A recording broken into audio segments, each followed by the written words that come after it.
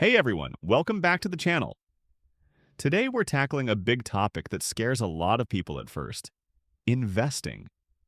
If you've ever thought, I want to grow my money, but I have no idea where to start, this video is for you.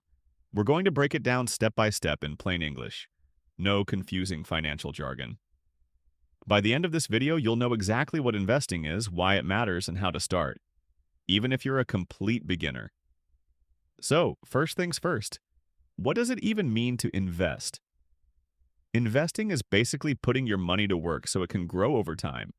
Instead of letting cash sit in a checking account earning nothing, you buy assets like stocks, bonds, or real estate that have the potential to increase in value. The goal isn't to get rich overnight. The goal is long-term growth. Think of it like planting seeds. The earlier you start, the bigger the tree will grow. Here's the truth. Saving alone won't make you wealthy. Let's say you save $10,000 in a savings account that earns 0.5% interest.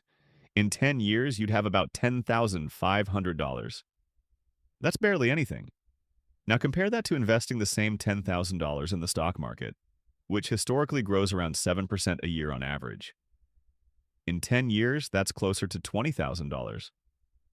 Huge difference, right?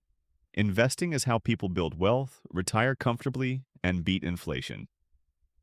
Okay, so what can you actually invest in? Let's keep it simple. 1.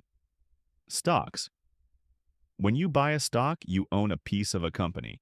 If the company does well, the value of your stock goes up. Historically, stocks give the highest returns, but they're also the riskiest in the short term. 2. Bonds.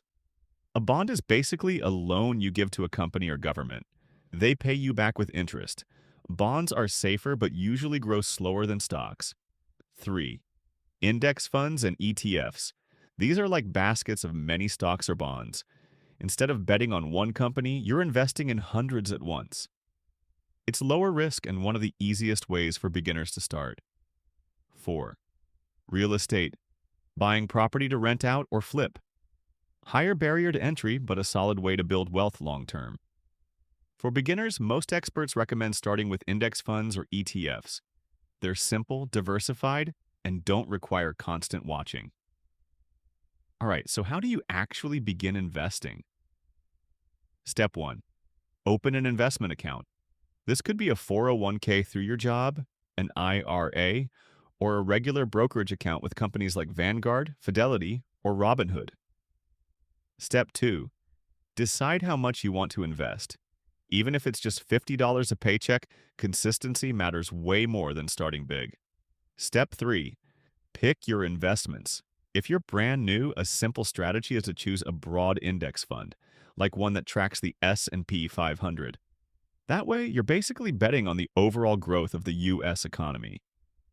Now, before you jump in, let me give you a few golden rules for investing. Rule number 1.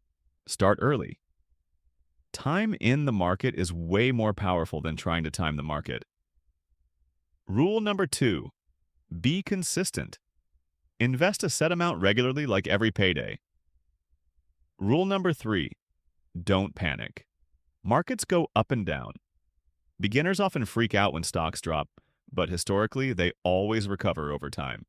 Rule number 4. Avoid chasing trends.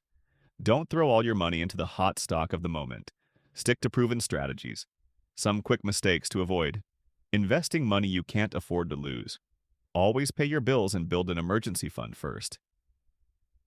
Putting everything in one stock, it's too risky. Trying to get rich quick. Investing is a marathon, not a sprint. So to recap, investing is simply growing your money over time. Start small, stay consistent, focus on index funds or ETFs, and avoid the hype. If you do this, your future self will thank you. Now I want to know, have you started investing yet, or are you just thinking about it? Drop your answer in the comments below, and if you found this helpful, don't forget to like, subscribe, and hit the notification bell for more simple money tips. Thanks for watching, and happy investing!